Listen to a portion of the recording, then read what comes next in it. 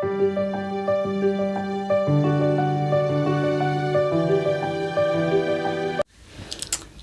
and welcome to today's devotional. Today's devotional, we're looking at the word strength. One of the benefits that we receive from His word is that it strengthens us. Verse 28 says, "My soul melteth for heaviness. Strengthen thou me according unto thy word." So this word melteth here means to have a deep sorrow or grieving. So we've all experienced a time in our life where we've had a deep sorrow or we've been grieving.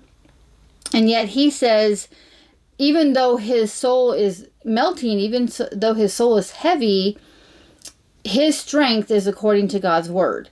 So again, according to God's word means that God is going to fulfill it because of the God that He is. He keeps true to His promises. But yet we also have a responsibility on our part to walk in His ways. Our flesh is weak, and if we walk in the flesh and do things according to the flesh, then God just kind of lets us have our own way, and He doesn't help us like He would if we are walking in His word, if we're abiding in Him. So our responsibility to receive these benefits is to be obedient to Him, to strive to walk in His ways, and to be faithful to Him. God is always faithful. He never goes back on His word. He cannot lie. He cannot change. But, we tend to fluctuate depending on our feelings, depending on our circumstances. So to be strengthened in God's word is to hope in it and to cling to it and to declare it and to, all the things that we've been talking about and going through in the Psalm 119 word study. Our responsibility is to continue to grow, continue to seek and to understand more of His word. And as we do that, then we do receive the strength, a supernatural strength to go on, even in the midst of our grief and our sorrow or the trials that we go through. So a couple other verses, there's many verses that mention the word strength. And that's one of my favorite words to study throughout the Bible. But we find in Ephesians 6:10, he says, Paul is the author of this letter.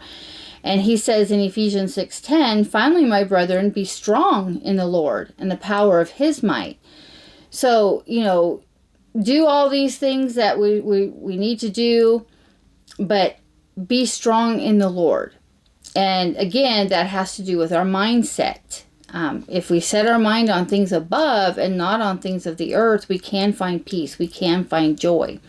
And another one, which might be familiar to many, is 2 Corinthians 12:9, where, again, Paul was speaking, and Jesus told him, "My grace is sufficient for thee, for my strength is made perfect in weakness." So we all have weaknesses about us, but the thing is in those weaknesses or in those times of trying, God gives us strength as we focus on Him. So let God's word strengthen you. The word strengthen in Hebrew actually means to rise or to continue on, to endure or to hold up. So to be strengthened in His word means that God's word will hold you up. Okay, as we endure whatever it is has come our way or what we're going through, God's word will hold you up. God's word will give you the strength. And I'm sure, we've seen it in our own life, and, we probably have testimonies of seeing other people, they've gone through a loss, they've gone through a hardship, and you can see the grace of God upon them as they continue to abide and they continue to walk with God. So let God be your strength. Let God be your peace and your joy, because one of His desires is to strengthen you, and that again only comes through His word. So as you look at this verse, at this word strengthen, how has God strengthened you in the past? How will He continue to strengthen you in the future?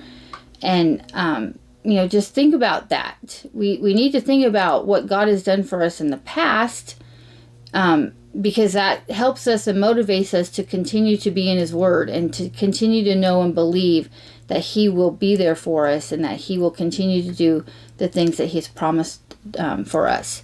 So go with the Lord, be strengthened in His Word, be strengthened in His might, because He is everything we need and He gives us everything we need at the moment.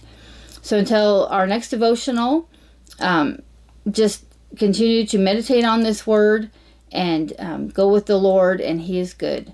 Until next time, bye-bye.